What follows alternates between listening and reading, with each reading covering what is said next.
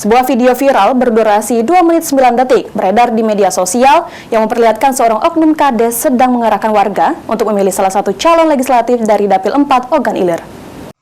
Sudahnya di sini banyak uang penyembulan.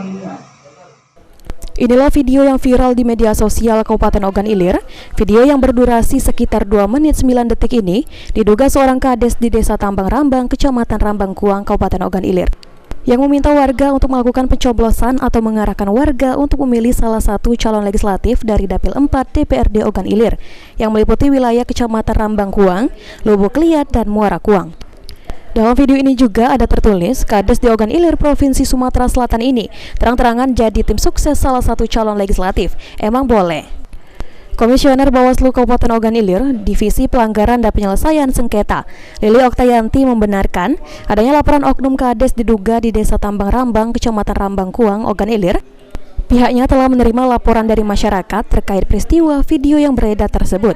Pada hari Senin siang, sekitar pukul 13.30 waktu Indonesia bagian Barat, laporan masyarakat diterima langsung Bawaslu Ogan Ilir pada hari Senin siang di kantor Bawaslu Ogan Ilir. Setelah menerima laporan tersebut, Bawaslu Ogan Ilir melakukan kajian terhadap laporan tersebut dan akan melakukan pleno apakah terhadap laporan tersebut.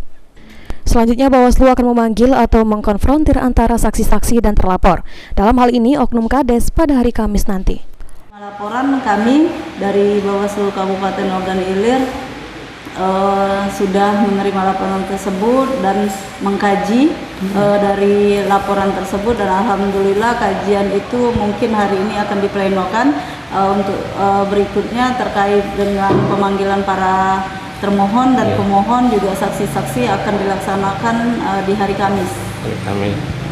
Satu orang terlapor, satu orang pelapor, dan juga saksi. Mungkin saksi akan dihadirkan 2 orang.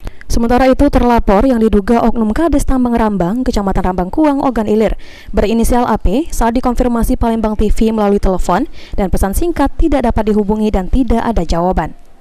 Ahmad Romawi, Pol TV.